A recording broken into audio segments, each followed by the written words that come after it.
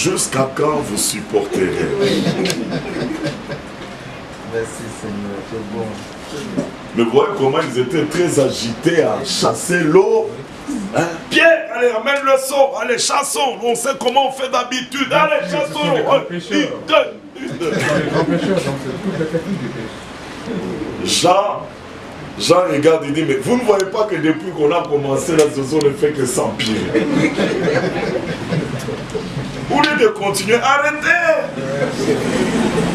Réveillons le maître. Amen. Si nous on a échoué, lui il a une solution. Amen. Amen. Réveille-toi quand nous sommes en train de mourir. Jésus se réveille très calme. Jusqu'à quand vous supporterez? Homme de peu de foi. Quelqu'un aurait dit, mais voilà, il s'est mal exhorté alors que nous mourrons. La situation est grave. Il faut commencer quelque chose maintenant. Jésus regarde la tempête sans crier. Il dit, vent, retourne d'où tu es venu. Amen. Et mère, calme-toi. Amen. À l'instant même. Tous les bruits s'arrêtent, toute l'agitation des eaux s'arrête. Calme. Amen. Voici l'homme qui ramène le calme. Amen. Amen. Merci Seigneur. Alors les autres avec leur seau et leur transpiration, disent tiens, comment tu fais? Alors Pierre dit mais quel est, hein, il se dit l'un à l'autre, quel est cet homme à qui même le vent obéit? Mais comment ont-ils vu que le vent obéit? Il a parlé. Amen. Amen. Ces choses qui existent, il les a existées par sa parole. Amen. Il ordonne et la chose existe. Amen. Maintenant devant Lazare. Lazare sort. Deux mots. Lazare sort. Amen. Deux mots qui étaient suffisants. Amen.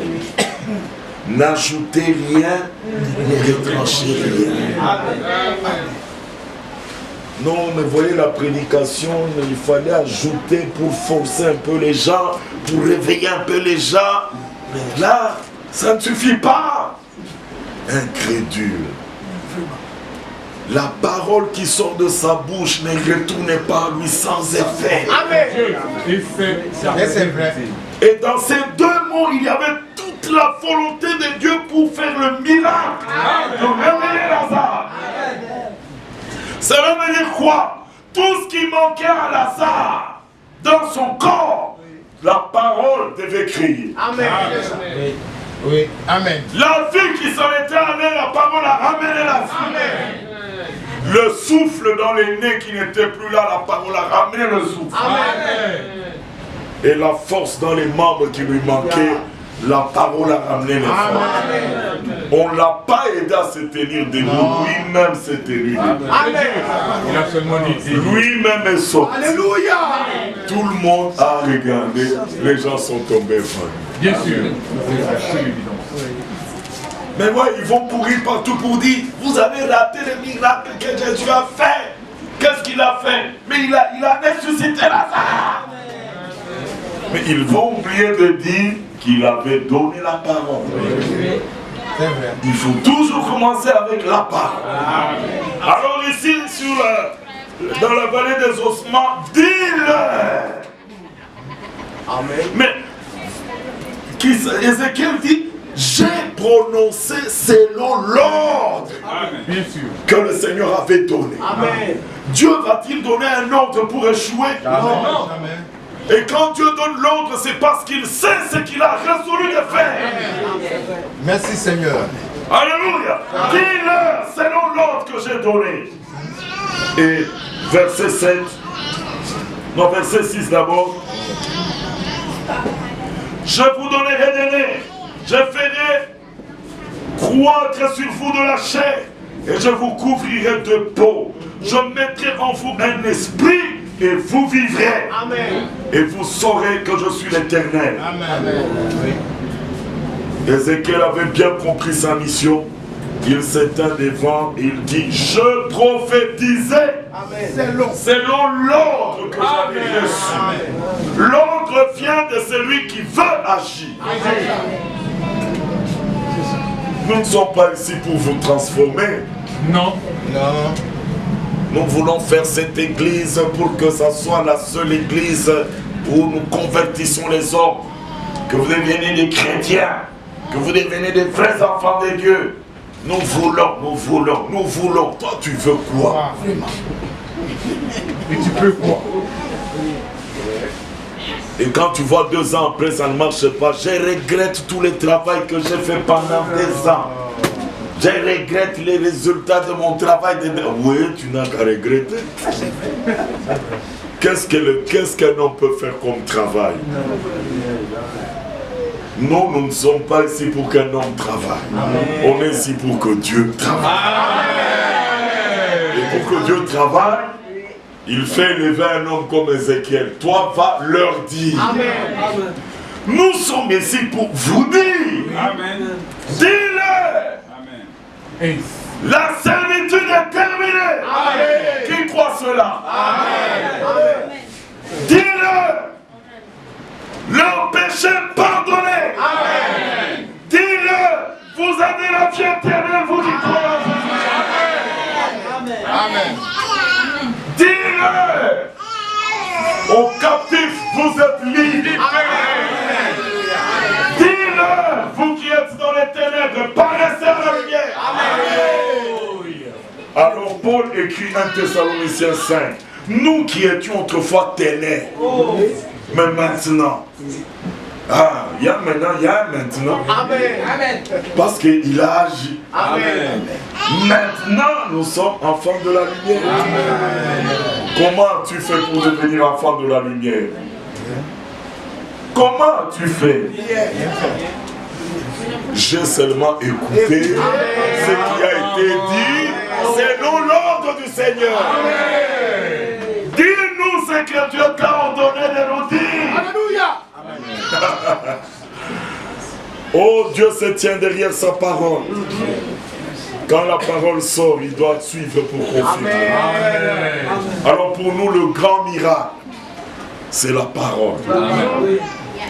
Parce que beaucoup auront vu des guérisons, mais mourront. Ils auront mangé des pains et des poissons, mais ils mourront. Mais c'est lui qui tient la parole. Même quand les cieux et la terre passeront, nous passerons. Nous vivrons éternellement. Amen. Je prophétisais, verset 7, selon l'ordre que j'en ai reçu. Et comme je prophétisais, alléluia, j'aime ça. Amen. Même Pierre chez Corneille, il dit, pendant que je prononçais encore ces paroles, le Saint-Esprit tomba sur moi, descend du ciel. Prononce la parole. Sois sûr qu'il y en a un qui t'a ordonné de le dire. Amen. Dis-le comme l'auteur l'a voulu. Ce n'est pas ton œuvre. C'est son œuvre. Amen. Alors laisse-le travailler. Amen. Comme je prophétisais encore, il y eut un bruit. Qui avait provoqué ce bruit-là? Parce qu'eux étaient des ossements desséchés, morts. Ézéchiel n'est pas venu avec une chorale pour chanter. Il était seul. Il y eut un bruit. Amen. Amen. Dieu était entré en action. Amen. Il y eut un bruit et voici, il se fit un mouvement et les eaux s'approchaient les uns des autres. Quelque chose commence à s'opérer dans le cœur de ceux qui écoutent. Amen. Amen. Amen.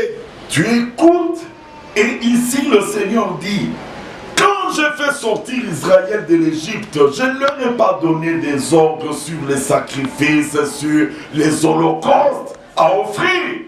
Mais voici l'ordre que je leur ai donné, écoutez ma voix. Alléluia. Et vous serez mon peuple. Amen. Et moi je serai votre Dieu. Amen. Et quand on va plus loin, lorsqu'il est dit, n'endurcissez pas vos cœurs.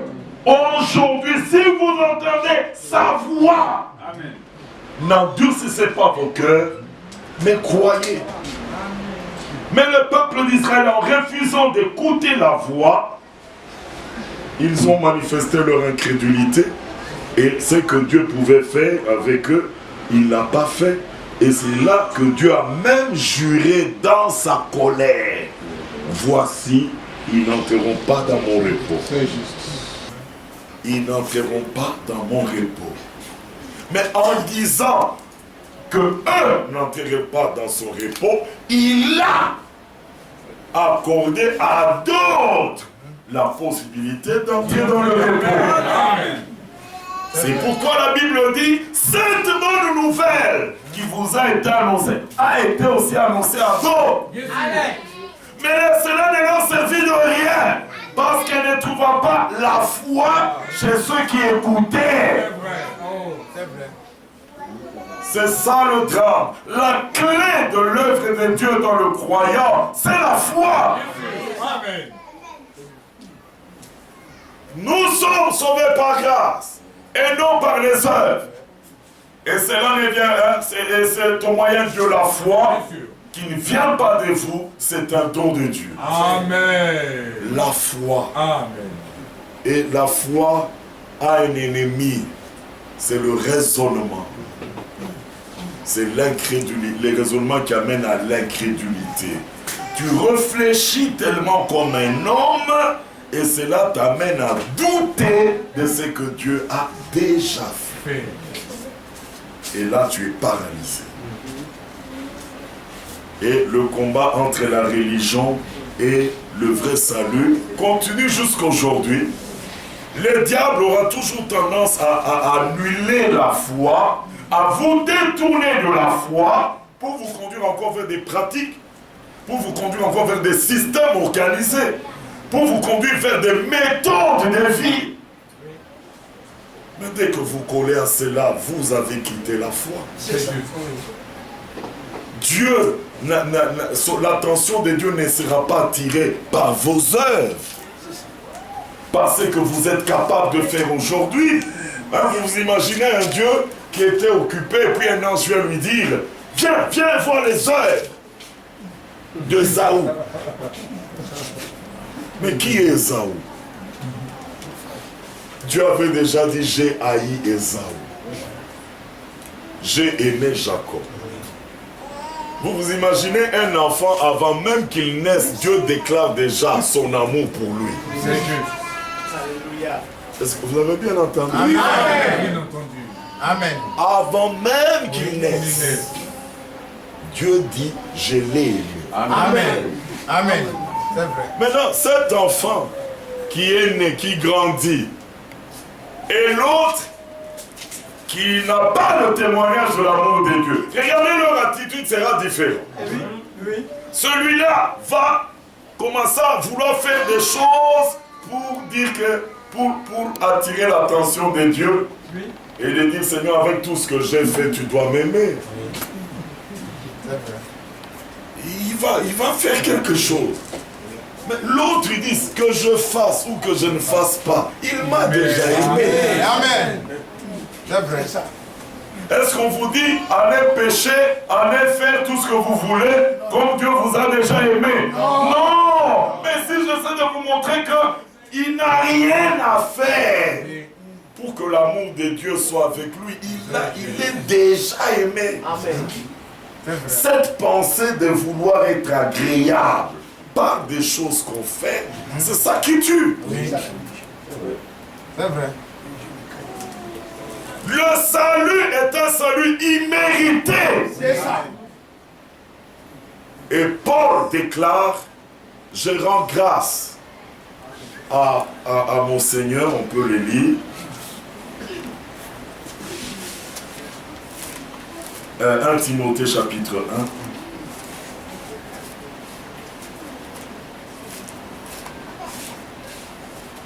Timothée, chapitre 1, verset 12.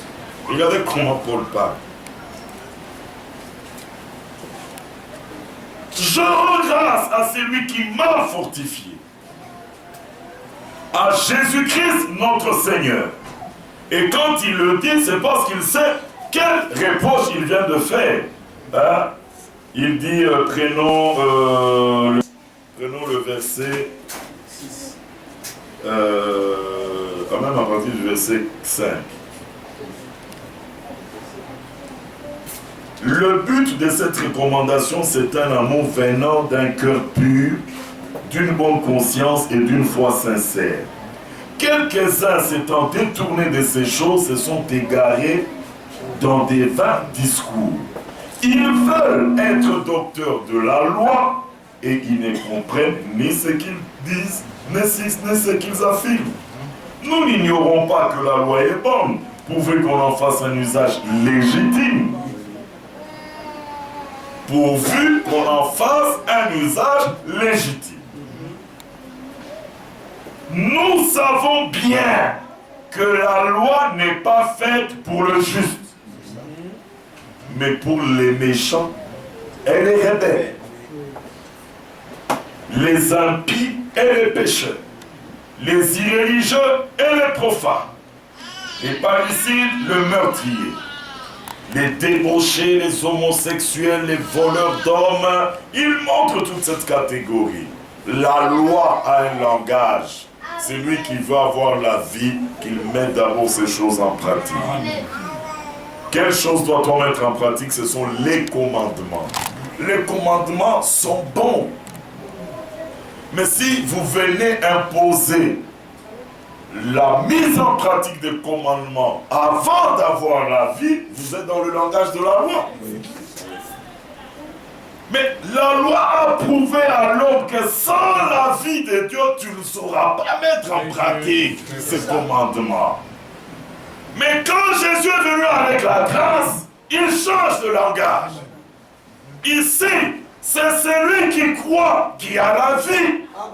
Et celui qui a la vie mettra ces choses en pratique. Amen. Amen. Vous comprenez? Amen. Amen.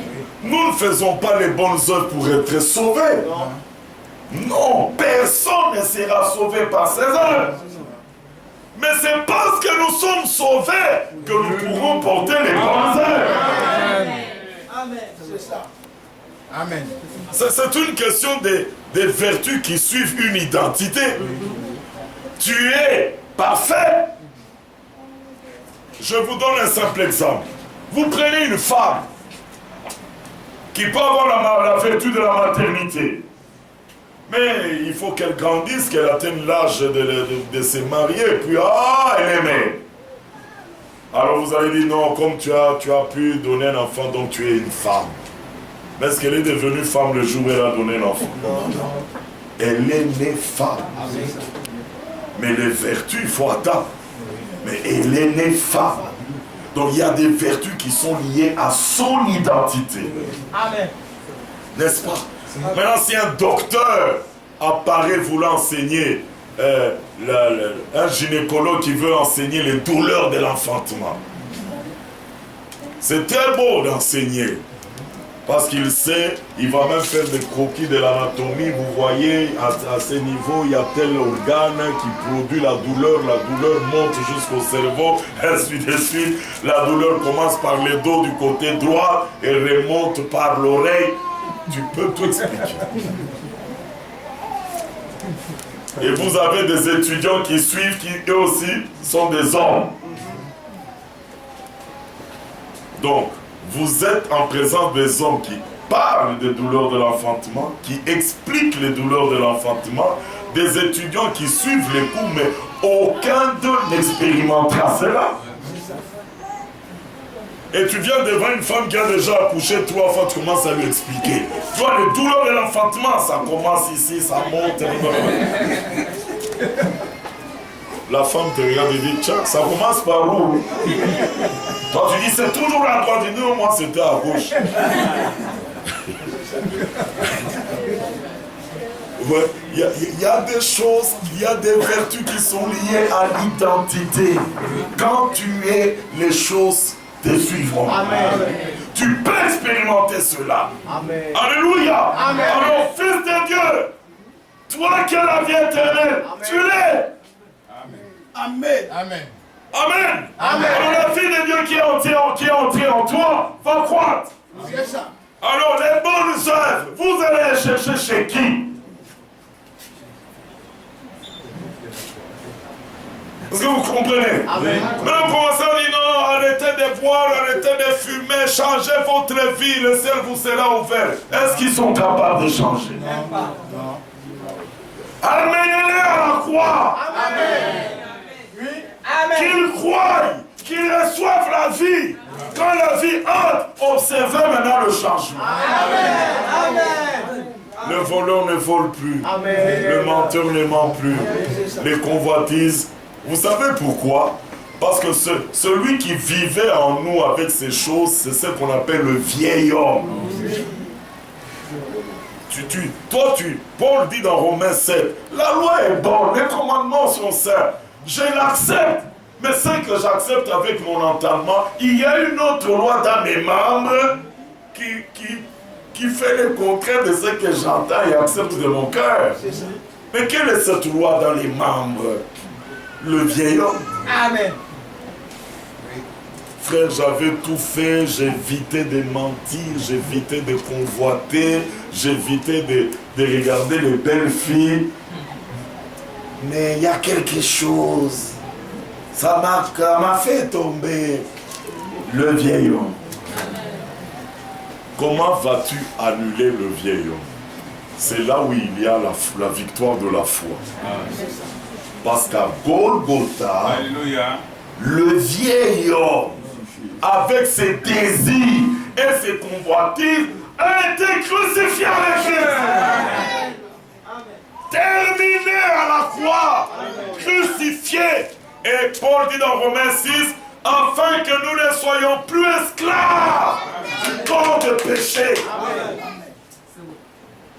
C'est fini. Nous ne sommes plus des esclaves. Nous sommes libres. Amen. Sauvés, nous sommes libres. Amen. Sauvés, nous portons maintenant les bonnes œuvres. Parce que le vieil homme est mort. Il faut que tout ce qui est ancien disparaisse et que tout soit de la nouvelle vie. Amen. Amen. Ce sont des miracles que nous expérimentons par la foi. Amen. Alors que le Seigneur vous bénisse. Qu'il vous donne de croire. Amen. Ne regardez pas ailleurs. Regardez à la croix. Alléluia. Là, Christ a tout accompli. Amen. Tout ce qui était nécessaire pour toi, c'est déjà donné. Amen. Maintenant, annoncez simplement la bonne nouvelle. Amen. Vos péchés pardonnés. Amen. Là, la servitude terminée. Vous êtes libre. Amen. La peur de la mort terminée. Amen. Oh, Dieu soit loué. Amen. Nous allons vers la fin. À la fin, frère, nous savons que nous sommes nés sur la terre pour être des semblables à Jésus-Christ. Amen. Ceux que Dieu a connus d'avance, il les a prédestinés Alléluia. à être semblables à Jésus-Christ. Amen. Amen. Et Jésus-Christ, le seul homme, Amen. parce que ses frères participaient au sang et à la chair, il y a également participé lui-même, afin que par la mort, il anéantisse celui qui avait la puissance de la mort, c'est-à-dire le diable. Et il a terminé cette affaire du règne de la mort et du diable. Terminé. Vous êtes libres. Amen. Amen. Amen. Amen. Alors sortez comme des vainqueurs. Amen. Et pour vous, vous avez déjà été amené à la perfection. Amen. Une fois pour toutes. Et Hébreux 12 déclare, vous ne vous êtes pas approché d'une montagne qui était en fumée et qui faisait trembler les assistants. Oh, à tel point que Moïse tremblait aussi. Mais vous vous êtes approchés. Et ça, c'est notre identité. Vous vous êtes approchés de la montagne de Sion. Amen. Des myriades qui forment les cœurs des anges. Alléluia. De l'assemblée des premiers-nés inscrits dans les cieux. Votre amen n'est pas convaincant. Amen. Amen. Tu es impressionné par ceux qui chassent les démons? Non. Il a chassé les démons, frère. On a vu comment les démons est parti. Ils ont dit ça aussi à Jésus, mais qu'est-ce que Jésus a dit? Ne vous réjouissez pas de ce que les démons vous sont soumis. Réjouissez-vous de ce que vos noms. Alléluia. Alors, qui est sûr que son nom est écrit? Amen. Amen. Le jour où le diable va te déranger, rappelle-lui que je suis parmi ceux qui avaient levé ma main. Je sais que mon nom est écrit dans les cieux. Et à cause de cela, rien ne me liera à la terre. Tous les liens du péché seront brisés. Et d'ailleurs, j'étais terrestre. Mais lui a pris un corps de chair semblable au mien. Lui, le céleste, est devenu terrestre. Pour me donner la possibilité à moi, terrestre, de devenir céleste. Il l'a déjà fait. Alors Paul dit, de même que nous avons porté l'image du terrestre, nous porterons l'image céleste. Alléluia. Amen. Vous avez entendu, nous porterons l'image aussi l'image du céleste. Qui croit ça? Que cela soit scellé dans ton cœur et tout plus jamais.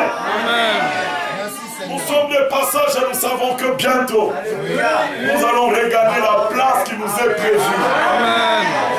Quand nous voyons les hommes de la terre avec l'amour qu'ils ont des choses de la terre, on dit oui, aimez ces choses parce que vous êtes de la terre. Amen. Mais moi, par Jésus, Alléluia, je suis devenu céleste. Amen. Bientôt nous allons partir. Alléluia. Alors vous êtes approchés de l'assemblée des premiers-nés inscrits dans les cieux. Amen. Parce que ton nom est inscrit, le Saint-Esprit revendique tous tes droits pendant que tu es sur la terre. C'est l'avocat. Il revendique tous tes droits parce que tu es un héritier. Amen. Croyez ça, Seigneur. Ma force, c'est de savoir que mon nom est déjà écrit. Amen. Frère, toi, tu crois que tu vas affronter les démons de ce temps de la fin. Ces démons qui étaient du temps de Noé sont là. Du temps de Lot sont là. Toi, tu vas les affronter, les vaincre. Il dit, c'est lui qui m'a choisi. Il est responsable. Amen. Est-ce que vous comprenez? C'est lui qui m'a choisi et responsable. Amen. Et Jésus a dit, toutes les brebis sont dans ma main. Amen. Jean chapitre 6, la volonté de celui qui m'a envoyé, c'est que je ne perde aucun. Aucun de tous ceux qu'il m'a donné. Nous sommes dans sa main. Hein? Amen. Alors, il ne doit pas nous perdre. Amen. Parce que si celui qui est distrait, il nous perd. Et c'est pas lui qui va commencer à nous dire, ah, tu vois, tu es perdu. Non. Mais moi, je lui dis, mais c'est toi qui devais me garder. Alléluia. Amen. Il nous tient dans sa main. Amen. Et pour nous avoir dans sa main, vous savez qu'est-ce qu'il a fait? Il nous a arrachés des mains du diable. Il nous a arrachés de ce siècle mauvais. Amen. Regardez le siècle comment il est. Vous pourrez décrire toutes les mauvaises choses. Mais regardez que nous sommes des hommes arrachés. Qui se sent arraché? Qui se sent mis à part? Alors il nous dit, vous êtes dans le monde, mais vous n'êtes pas du monde. Donc nous ne faisons qu'écouter. Nous ne faisons qu'écouter. Ce que nous sommes, c'est ce que lui a dit que nous sommes. Ce que nous ferons, c'est ce que lui a dit que nous ferons. Tout est dans sa main. Nous sommes des hommes arrachés. Alors il dit, toutes les brebis sont dans ma main et nul n'a le pouvoir de me les ravir. Non. Amen. Nul n'a le pouvoir de me les ravir. Croyez-vous que Jésus peut, crois-tu que Jésus peut te perdre? Non. Amen. Non. L'assurance, c'est de se savoir dans le main de Jésus. Amen. Alors fais-lui confiance. Amen. Amen. Les adolescents, ils courent et chancellent, ils tombent à la défaillance. Mais ceux qui se confient dans le Seigneur, renouvellent. Amen. Reste dans cette confiance. Reste là jusqu'à la fin. Lui dit, je te protège. Amen. Je te garde. Je te secours. Je t'affermis pour te faire paraître Amen. devant moi, saint, irréprochable et sans tâche. Alors, l'assemblée des premiers inscrits dans les cieux et les esprits des justes parvenus à la perfection. Amen. Amen. C'est toi. Amen. C'est toi. Amen. Amen. Est-ce que tu comprends que tu es grand? Amen. Grand dans le royaume de Dieu. Est-ce que tu comprends que tu dois partir dans la gloire? Ce monde n'est pas pour nous. Non. Mais Jésus a dit, Père, je veux que là où je suis, ce que tu m'as donné, il soit là. J'irai au ciel. Pas parce que j'ai prié pour ça. J'ai voulu aller. Seigneur, j'ai vu comment les autres se préparent à partir. Moi, je ne veux pas rester. Je ferai tout pour partir. Non. Il doit d'abord, lui, te convaincre que ton nom est déjà écrit. Que tu es un juste dont l'esprit est parvenu. Et tu es un esprit de juste parvenu à la perfection. Il doit te convaincre que tu es saint. Il doit te convaincre que tu es parfait. Il doit te convaincre que tu es céleste. Alors c'est celui qui croit, qui accepte, qui a triomphé de cela. Alors nous marchons, traversant les impuretés de ce monde. Mais la Bible dit, au milieu d'une génération perverse et corrompue, nous brillons comme des frères. Alléluia. Que le nom du Seigneur soit loué. Ce qu'il a fait de nous, nous le sommes. Il est devenu semblable à nous, mais à la fin, c'est nous qui devenons semblables à lui. Et maintenant, frères, nous croyons que nous sommes déjà enfants de Dieu. Et ce que nous savons n'a pas encore été manifesté. Mais nous savons que lorsque lui paraîtra, mon frère, nous le verrons tel qu'il est. Pourquoi? Alléluia. Pourquoi? Parce que nous aurons des jumelles, des télescopes. Parce que nous lui serons remblaissables. Au début de l'œuvre, c'est un qui est devenu semblable aux frères, mais à la fin, ce sont les frères qui deviennent semblables à un seul. Le travail est terminé, nous allons dans la gloire. Que le Seigneur vous bénisse. Amen. Amen. Amen.